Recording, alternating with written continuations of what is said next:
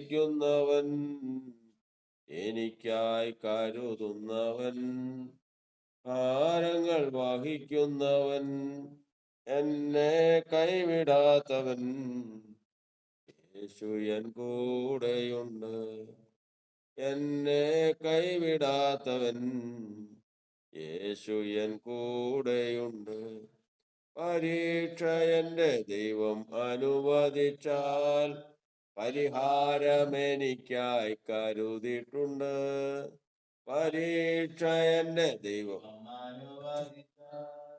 പരിഹാരം എനിക്കായി കരുതിയിട്ടുണ്ട് എന്തിനെന്ന് ചോദിക്കില്ല ഞാൻ എന്റെ നന്മയ്ക്കാണെന്ന് അറിയുന്നു ഞാൻ എന്തിനെന്ന് ചോദിക്കില്ല ഞാൻ എന്റെ നന്മയ്ക്കാണെന്ന് അറിയുന്നു ഞാൻ. ദൈവനാമത്തിന് മഹത്വം ഉണ്ടാകുമാറാകട്ടെ. നാം ദൈവത്തിന്റെ വചനത്തിൽ നിന്ന് കേട്ടുകൊണ്ടിരിക്കുകയായിരുന്നു. ഒരു മനുഷ്യ ജീവിതം ദൈവത്തിന്റെ അടുക്കിലേക്ക് വരുമ്പോൾ ദൈവം അവരിൽ കാണുന്ന ഏറ്റവും ശ്രേഷ്ഠമായിട്ടുള്ളൊരു സ്വഭാവമാണ് തന്നെത്താൻ സൂക്ഷിക്കുക എന്നുള്ളത്. മറ്റൊരു വാക്കിൽ പറഞ്ഞാൽ പിതാക്കന്മാർ മക്കളിൽ പ്രശംസിക്കും. അപ്പന്റെ സ്വഭാവം മക്കൾ വെളിപ്പെടുത്തുമ്പോൾ അത് പിതാക്കന്മാർക്ക് ഏറ്റവും വലിയ അഭിമാനമാണ്. ഇതുപോലെയാണ് തന്നെത്താൻ സൂക്ഷിക്കുന്ന ഒരു മനുഷ്യൻ. ഒരു മനുഷ്യൻ തന്നെത്താൻ സൂക്ഷിച്ചാൽ നിശ്ചയമായിട്ടും അവന് ദൈവം ഉപയോഗിച്ചിരിക്കും. തന്നെത്താൻ സൂക്ഷിക്കുക എന്ന് പറഞ്ഞാൽ ദാനിയേൽ ചെയ്തതുപോലെ ഞാൻ എന്നെ തന്നെ അശുദ്ധനാക്കുകയില്ല. ഒരു തീരുമാനം എടുക്കാൻ കഴിയും, പക്ഷേ ആ തീരുമാനം നിലനിർത്താൻ ബുദ്ധിമുട്ട്. കാരണം ഇത് ഭക്ഷണത്തെ സംബന്ധിച്ചുള്ള തനിക്ക് തങ്ങളുടെ മുമ്പിൽ ലഭിക്കുന്ന ഭക്ഷണം തങ്ങൾ ഭക്ഷിക്കുകയാണെങ്കിൽ മല്ലപ്പെടും. അങ്ങനെ സംഭവിക്കാൻ പാടില്ല എന്നുള്ള ഒരു തീരുമാനം ദാനിയേൽ എടുക്കുകയാണ്. അപ്പൊ അതിനു വേണ്ടിയിട്ട് ഒരു ത്യാഗം അവിടെ ആവശ്യമാണ്. ത്യാഗം എന്ന് പറഞ്ഞാൽ വിട്ടുകളഞ്ഞു തങ്ങൾക്ക് ലഭിക്കുന്ന രുചിയേറിയതും വിലയേറിയതുമായ ഭക്ഷണം വിട്ടുകളഞ്ഞു. പച്ചവെള്ളവും ശാഖപദാർത്ഥവും മതി. അപ്പോൾ അവിടെ നമ്മൾ പഠിക്കുന്നത് തന്നെത്താൻ സൂക്ഷിക്കുമ്പോൾ മലിനപ്പെടാതിരിക്കാനുള്ള സൂക്ഷ്മത കാര്യങ്ങൾ സൂക്ഷിക്കേണ്ടി വരുമ്പോൾ തങ്ങൾക്ക് ചില ത്യാഗങ്ങൾ അവിടെ വേണ്ടി വരും. എന്തായിരുന്നാലും അവരെയാണ് ദൈവം ഉപയോഗിക്കുന്നത്. വീണ്ടും നമ്മൾ പഠിക്കുന്നത് തീമോഥെയോസിന്റെ ലേഖനത്തിൽ വായിക്കുന്നത് സകല അനീതിയും വിട്ടകന്ന് തന്നെത്താൻ സൂക്ഷിക്കുന്നവൻ ദൈവത്തിന് ഉപയോഗ്യമായ പാത്രമായിരിക്കും. അനീതി വിട്ടകലുക.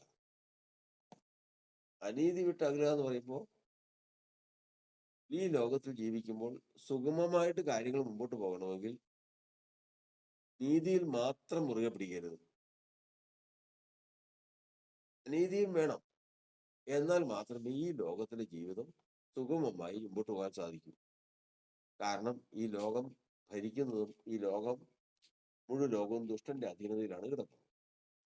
അതുകൊണ്ട് തന്നെ അനീതി ഇല്ല എങ്കിൽ അനീതിയിൽ നിന്ന് ആര് വിട്ടുമാറിക്കഴിഞ്ഞാലും അവന് ജീവിതത്തിൽ അസ്വസ്ഥത അനുഭവിക്കേണ്ടി വരും. അതുകൊണ്ട് വചനം പറയുന്നത് നീതി യാഗങ്ങളെ അർപ്പിപ്പീൻ. അപ്പൊ നീതി ചെയ്യണമെങ്കിൽ തന്നെത്താൻ അനീതി വിട്ടകന്ന് നീതി പ്രവർത്തിക്കണമെങ്കിൽ അവിടെയും യാഗം ആവശ്യമാണ്. അപ്പോ തന്നെത്താൻ ശരീരത്തെ വിശുദ്ധമായിട്ട് സൂക്ഷിക്കണമെങ്കിൽ യാഗം ആവശ്യമാണ്. അനീതി വിട്ട് അകർന്ന് നീതി ജീവിക്കണമെങ്കിൽ യാഗം ആവശ്യമാണ്. വീണ്ടും നമ്മൾ പഠിക്കുന്നത് ഞാൻ എൻ്റെ വായ കൊണ്ട് ലംഘനം ചെയ്യുകയില്ല എന്ന് ഞാൻ ഉറച്ചിരിക്കുന്നു. എന്തെല്ലാം വന്നാലും എൻ്റെ വായ ലംഘനം ചെയ്യുകയില്ല എന്നുള്ള ഒരു ഉറപ്പാണ്. അധരം കൊണ്ട് ദോഷം ചെയ്യുകയില്ല. വായ കൊണ്ട് ദോഷം ചെയ്യാതിരിക്കണമെങ്കിൽ തീരുമാനം എടുക്കുക. ഞാൻ എൻ്റെ വായ കൊണ്ട് ദോഷം ചെയ്യില്ല എന്ന് പറഞ്ഞു കഴിഞ്ഞാൽ എളുപ്പമുള്ള കാര്യമല്ല. കാരണം ഏത് മനുഷ്യനും അത് ഭൂലോകത്തിൽ ഉള്ള സകല മനുഷ്യരിലും സൗമ്യനായിരുന്നു മോശ. ആ മോശ നിയന്ത്രണം വിട്ട് അവിവേകം സംസാരിച്ച് ദൈവത്തിന്റെ കോപം പ്രാപിച്ചവനാണ്. അത്രമാത്രം അത്രമാത്രം ആ തന്നെ നിയന്ത്രിക്കാൻ പറ്റാതായ ഒരു മനുഷ്യനാണ് മോശ. അപ്പൊ അവിടെ വചനത്തിൽ നമ്മൾ പഠിക്കുന്നത് വഴി, അതായത് ഒരു മനുഷ്യന്റെ വാക്കില് തെറ്റാതിരിക്കണമെങ്കിൽ, അകൃത്യം ചെയ്യാതിരിക്കണമെങ്കിൽ അതിന് വചനം പറയുന്നതിന്റെ വഴിയെ സൂക്ഷിക്കണം. നാവ് കൊണ്ട് പാപം ചെയ്യാതിരിപ്പാൻ, കൊണ്ട് പാപം ചെയ്യാതിരിപ്പാൻ ഞാൻ അതിന്റെ വഴികളെ സൂക്ഷിക്കുമെന്ന് ഞാൻ പറഞ്ഞു. വായ കടിഞ്ഞാൻ കിട്ടണമെങ്കിൽ വഴി ശരിയായിരിക്കണം. വഴി ശരിയായിരിക്കണം. തെറ്റായ വഴികളൊക്കെയും വിട്ട് ദൈവത്തിന് മുമ്പാകെ ദൈവത്തിന്റെ വഴി തിരഞ്ഞെടുത്ത് മുമ്പോട്ട് പോകുന്നതിന് മാത്രമേ അധരത്തെ സൂക്ഷിക്കാൻ സാധിക്കൂ. അല്ലാത്തവർക്ക് അധരത്തെ സൂക്ഷിക്കാൻ സാധിക്കില്ല. അടുത്ത വിഷയം എന്ന് പറയുന്നത്, എന്റെ ഹൃദയത്തിൽ ഉയരുന്ന ക്രിസ്തുവിന്റെ പരിജ്ഞാനത്തിന് വിരോധമായി ഉയരുന്ന എല്ലാ ഉയർച്ചകളും, സങ്കല്പങ്ങളും, വിചാരങ്ങളും ക്രിസ്തുവിനോടുള്ള അനുസരണത്തിനായിട്ട് ഞാൻ പിടിച്ചടക്കണം. എന്തിന്? ചിന്താഗതിയെ. മനുഷ്യന്റെ ചിന്താഗതിയെ നിയന്ത്രണം കടിഞ്ഞാൻ വിട്ട് അങ്ങ് വിടുകയാണെങ്കിൽ അത് എവിടെ എത്തുമെന്നുള്ളത് ആർക്കും പറയാൻ സാധിക്കില്ല. അത് അപകടത്തിൽ ചെന്ന് അവസാനിക്കും. അതുകൊണ്ട് തുടക്കത്തിലെ തന്നെ ചിന്താഗതികളെ നിയന്ത്രിക്കാൻ ഒരു മനുഷ്യൻ സാധിക്കുന്നത് അതിനെ പിടിച്ചെടുക്കുകയാണ് വേണ്ടത്. ചിന്താഗതി എന്ന് പറയുമ്പോൾ അഭിലാഷത്തിന്റെ സഞ്ചാരത്തെക്കാൾ കണ്ണിന്റെ നോട്ടം നല്ലതെന്നാണ്. അഭിലാഷത്തിന്റെ സഞ്ചാരം. ഇവിടെ ഇരുന്നുകൊണ്ട് ഒരു ദരിദ്രൻ ഒന്നുമില്ല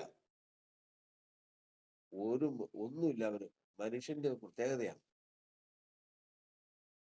മറ്റുള്ള മൃഗങ്ങൾ പോലെയല്ല, ജീവികൾ പോലെയല്ല, മനുഷ്യനൊരു പ്രത്യേകതയുണ്ട്. അവനൊന്നുമില്ല, കിടക്കാൻ ഇടമില്ല, ശരിക്കും കൊടുക്കാൻ വസ്ത്രമില്ല, ശരിക്കും ഭക്ഷിപ്പാനില്ല. ഇങ്ങനെയൊക്കെ ആണെങ്കിലും അവൻ ഇരുന്നുകൊണ്ട് സ്വപ്നം കാണുക, താൻ ഏറ്റവും യോഗ്യനായും വിലയേറിയ വസ്ത്രം ധരിച്ചും നല്ലൊരു കാറില് 2-3 നിലയുള്ള കെട്ടിടങ്ങളില് എല്ലാ സുഖസൗകര്യങ്ങളോടും കൂടി ജീവിക്കുന്നത്. ആരെങ്കിലും പറയണോ? ആരോടെങ്കിലും കടം മേടിക്കണോ? ഒന്നും വേണ്ട. മനുഷ്യർക്കുള്ള പ്രത്യേകതയാണ് സങ്കല്പവും വിചാരവും ഉയർച്ചയും. ഇങ്ങനെ ഇരുന്നുകൊണ്ട് അങ്ങ് ചിന്തിച്ചു കൂട്ടുക, വിചാരിക്കുക, രസമാണ്. അതൊരു ലഹരിയാണ്. ദൈവത്തിന്റെ പറയുന്നത് അതിനാൽ മലിനപ്പെടും മനുഷ്യൻ. മലിനപ്പെടും. അപ്പോൾ ഇങ്ങനെ ഉയർന്ന ഉയർച്ചയെ ക്രിസ്തുവിനോട് അനുസരണത്തിനായിട്ട് ആത്മാവിന്റെ ആയുധങ്ങളാൽ പിടിച്ചടക്കണം. എന്നിട്ട് വേണം അങ്ങനെയുള്ളവനെ ഭക്തനെന്ന് പറയൂ. പണ്ട് ജാതികളുടെ ഇടയിൽ ഒരു ചൊല്ലുണ്ട്, ജഡത്തിലെ പാപം നീക്കാം, ജഡത്തിലെ പാപം നമുക്ക് നിർത്താം, കിനാവിലെ പാപം ആര് നിർത്തും? അയ്യോ, ആ വാക്ക് ദൈവത്തിന്റെ വചനം ആയിട്ട് തട്ടിച്ചു നോക്കുമ്പോൾ അതിന് പൊരുള് വചനത്തിലുണ്ട്. ശരീരത്തെ കൊണ്ട് പാപം ചെയ്ത് നമുക്ക് നിർത്താമെന്ന് എന്തെങ്കിലും വഴിയുണ്ട്. പക്ഷെ കിനാവിന് പാപം, സ്വപ്നത്തിൽ പാപം ചെയ്യണം ആര് നിർത്തും? എന്ന് പറഞ്ഞു കഴിഞ്ഞാൽ ഇതിനേക്കാൾ അപകടം പിടിച്ച അതാണ് കിനാവിലെ പാപം എന്ന് പറയുന്നത്. അത്ര ഭയങ്കരമായ ഒരു അനുഭവം തന്നെത്താൻ സൂക്ഷിച്ച് വിശദീകരിക്കപ്പെടുന്നവർക്ക് നേരിടേണ്ടി വരും. അതും കൂടി ജയിച്ചാൽ മാത്രമേ അവൻ ഭക്തനെന്നും വിശുദ്ധനെന്നും പറയാൻ പറ്റുള്ളൂ. അല്ലെങ്കിൽ വിശ്വാസത്തിലേക്ക് വന്നതിന് ശേഷം അവൻ വിശുദ്ധനാന്ന് പറഞ്ഞ് നടന്നു കഴിഞ്ഞാൽ മനസാക്ഷി അവനെ ആക്ഷേപിക്കും. ഇതെങ്ങനെ സാധിക്കും? ഈ ലോകത്തിൽ ഇത്രയും മഹാന്മാരും നമ്മൾ കേട്ടിട്ടുണ്ട്, അറിഞ്ഞിട്ടുണ്ട്. യേശുവിനല്ലാതെ ഈ കാര്യത്തിൽ സഹായിക്കാൻ കഴിയുന്നവരാരുമില്ല. കാരണം യാതൊരു തരത്തിലുള്ള ദുഷ്ചിന്തയും 13 കൂട്ടം കാര്യങ്ങളാന്ന് തോന്നുന്നു എഴുതിയിട്ടുണ്ട്. ഹൃദയത്തിൽ നിന്ന് വരുന്ന യാതൊരു ദുഷ്ചിന്തയ്ക്കും കീഴ്പ്പെടാതെ അതിനെ ഇല്ലാതെയാക്കി ജീവിക്കാൻ ആർക്ക് കഴിയുമെന്ന് ചോദിച്ചു കഴിഞ്ഞാൽ മനുഷ്യർക്ക് സാധിക്കില്ല. യേശു ക്രിസ്തു മുഖാന്തരം ചെയ്യുന്ന ദൈവത്തിന് സ്തോത്രം. യേശുവിന് മാത്രമേ കഴിയൂ. യേശുവിന് മാത്രമേ കഴിഞ്ഞിട്ടുള്ളൂ. അവന് മറ്റുള്ളവർക്ക് ആർക്കും സാധിക്കില്ല. നമുക്ക് ആർക്കും സാധിക്കില്ല. എന്നാൽ കർത്താവിന്റെ വചനം പറയുന്നത് നമുക്ക് ആഗ്രഹിക്കാവോ? അവിടെയാണ് ദൈവം മാനിക്കുന്നത്. ദൈവമേ, ഞാൻ ഏത് നിലയിൽ നടന്നവനാണ്. അതെല്ലാം വിട്ടതിന് ശേഷം, ഉപേക്ഷിച്ചതിന് ശേഷം ഇന്ന് ഈ കർത്താവിന്റെ അടുക്കൽ വന്നു. ഇന്ന് കർത്താവിന്റെ അടുക്കൽ വന്നതിന് ശേഷം ഞാൻ എല്ലാവരും നോക്കുമ്പോൾ ഞാൻ എത്ര വിശുദ്ധനാണ്.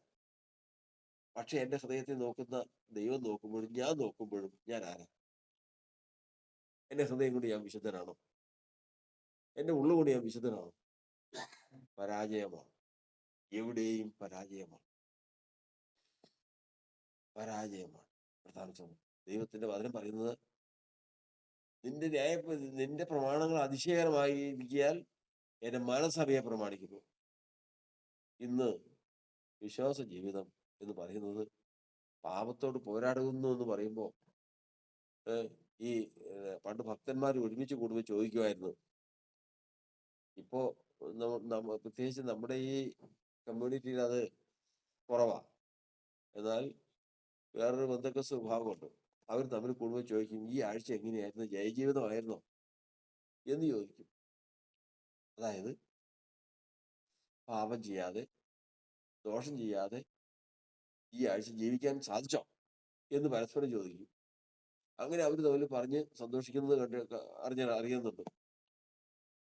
എന്നാൽ ഇവിടെ ദൈവത്തിന്റെ വചനം നമ്മെ പഠിപ്പിക്കുന്നത് ആർക്ക് കഴിഞ്ഞു? യേശുവിനല്ലാതെ ആർക്കും കഴിയില്ല. എന്നാൽ ഏറ്റവും ആദ്യമേ ഇത് തത്വത്തിൽ അംഗീകരിക്കുക. എങ്ങനെ? ഞാൻ എന്നെ തന്നെ മലിനനാക്കുകയില്ല. ഞാൻ എൻ്റെ ഉള്ളിൽ ഉയരുന്ന സങ്കല്പങ്ങൾക്കും വിചാരങ്ങൾക്കും ഉയർച്ചകൾക്കും ഞാൻ കീഴ്പ്പെടുകയില്ല. ഞാൻ എൻ്റെ വായെ ലംഘനം ചെയ്യുകയില്ല. മലിനപ്പെടാൻ പാടില്ല. ഹൃദയത്തിൽ ഉയർച്ച ഉണ്ടാകാൻ പാടില്ല. സങ്കല്പങ്ങൾ ഉണ്ടാകാൻ പാടില്ല. സ്വപ്നാവസ്ഥയിലാകാൻ പാടില്ല. അനീതി ചെയ്യാൻ പാടില്ല. തന്നെ മലിനനായി പോകും. ദൈവത്തിന് ഉപയോഗിക്കാൻ പറ്റാത്ത കാര്യമാണ്. അങ്ങനെ വരുമ്പോഴാണ് പറയുന്നത്, താവേ, ഞാൻ ശുദ്ധിയില്ലാത്ത ആദരമുള്ളൊരു മനുഷ്യൻ. ശുദ്ധിയില്ലാത്ത ആദരമുള്ള മനുഷ്യന്റെ ഇടയിൽ പാർക്കും. ആർക്ക് ശുദ്ധിയുണ്ടെന്നാ? ആര് വിശുദ്ധനെന്നാ? വിശുദ്ധനായ ഒരുവൻ സഭാമധ്യം വിലാവി അടിസ്ഥാനവും തലയുമായിട്ട് അവൻ ഇരിക്കുന്നത് കൊണ്ട് മാത്രം, അവന്റെ ദയയും കരുണയും ഒന്നുകൊണ്ട് മാത്രമാണ് ദൈവത്തിന്റെ സഭ നിലനിൽക്കുന്നത്. പ്രധാന അതുകൊണ്ട് ക്രിസ്തീയ ജീവിതം എന്ന് പറയുന്നത് നമ്മൾ പുറമേ ഉള്ള ഈ ആചാരങ്ങളും ചട്ടങ്ങളും മാത്രമല്ല. പിന്നെയോ കിനാവ്, അതായത് ഹൃദയത്തിലെ വിചാരങ്ങൾ, സ്വപ്നങ്ങൾ, അഭിലാഷത്തിന്റെ സഞ്ചാരങ്ങൾ, സങ്കല്പങ്ങൾ, ഉയർച്ചകൾ എന്നിവയിൽ വിശുദ്ധനായാൽ അവൻ വിശുദ്ധനാണ്. അത് ആർക്ക് കഴിയും? അത് ദൈവത്തിന് മാത്രമേ കഴിയൂ. അത് ദൈവം കരുണ തോന്നുന്നവർക്ക് മാത്രമേ കഴിയൂ.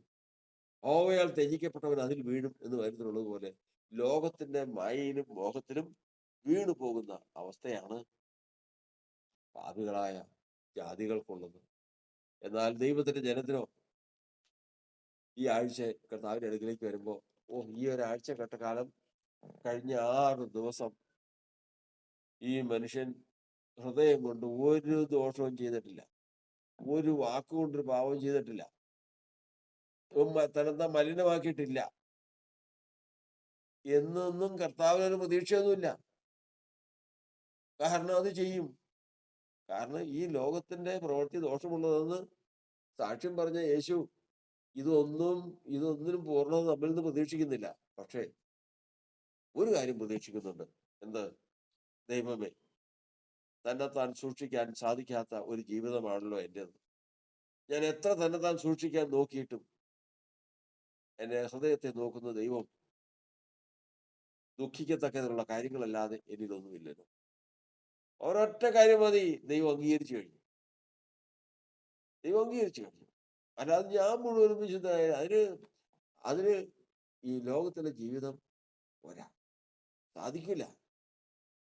കർത്താവിന്റെ സന്നിധിയിൽ ദൈവത്തിന് മുമ്പാകെ നമ്മുടെ ദാനിയേൽ പറഞ്ഞതുപോലെ തന്നെത്താൻ അശുദ്ധമാക്കാത്ത ഒരു ജീവിതം, തിമോഥെയോസിന്റെ ലേഖനത്തിൽ വായിച്ചതുപോലെ അനീതി വിട്ട് അകന്ന് ജീവിക്കുന്ന ഒരു ജീവിതം, ഇങ്ങനെ ദൈവത്തിന്റെ ഹിതപ്രകാരം അശുദ്ധിയില്ലാത്തതും മല്ലപ്പെടാത്തതുമായ ഒരു ജീവിതമായി കർത്താവ് ഉപയോഗിക്കപ്പെടുന്ന പാത്രമായി തീരുവാൻ നമുക്ക് കർത്താവിൽ ആഗ്രഹിക്കാം. ആഗ്രഹിക്കുന്ന ഹൃദയങ്ങളെ തൃപ്തിപ്പെടുത്തുന്ന ദൈവം, ആഗ്രഹിക്കുന്ന ഹൃദയങ്ങളെ തൃപ്തിപ്പെടുത്തുന്ന ദൈവം ഇതാ, നന്മയ്ക്ക് വേണ്ടി ആഗ്രഹിക്കാം, നന്മയ്ക്ക് വേണ്ടി ലക്ഷ്യമിടാം, ദൈവം ആ സ്ഥാനത്ത് എത്തിക്കും. ഒരു കാര്യമുണ്ട്, ഏതെല്ലാം വഴികളിൽ നടന്നാലും നമ്മൾ ഇവിടെ നിന്ന് അസ്തമിച്ച് പോകുന്നതിന് മുമ്പ് ഒരു കാര്യം ഓർത്ത് അത് മുദ്രയിട്ട് സൂക്ഷിച്ചു കൊള്ളണം. നമ്മളിന്ന് ഏതെല്ലാം ചിന്താഗതികളും വിചാരങ്ങളും തെറ്റിപ്പോയി മലിനപ്പെട്ട് ജീവിക്കാനെന്നിരിക്കട്ടെ, പക്ഷേ മരിക്കുന്നതിന് മുമ്പ്, നമ്മുടെ ജീവിതം അവസാനിക്കുന്നതിന് മുമ്പ് ഇതിനുവേണ്ടി ആഗ്രഹിക്കുന്നവരാണെങ്കിൽ ആ ആഗ്രഹം സാധിപ്പിച്ചിട്ടേ കർത്താവ് ഇവിടെ നിന്ന് കർത്താവ് സ്ഥലിലേക്ക് എടുക്കും. അത് നമ്മുടെ ധൈര്യമാണ്. കാരണം നമ്മുടെ കർത്താവ് വിശ്വസ്തനാണ്. നമ്മൾ അവിശ്വസ്തരായി തീർന്നാലും കർത്താവ് വിശ്വസ്തനാണ്. ദൈവത്തിന്റെ സന്നിധിയിൽ തന്നെത്താൻ സൂക്ഷിച്ച് ജീവിക്കുന്ന ഒരു ജീവിതം ദൈവം നമുക്ക് നൽകട്ടെ. കുട്ടികളെ മുടക്കാൻ പ്രാർത്ഥിക്കാം. പരിശുദ്ധരായ ദൈവമേ, സ്വർഗസ്ഥ പിതാവേ,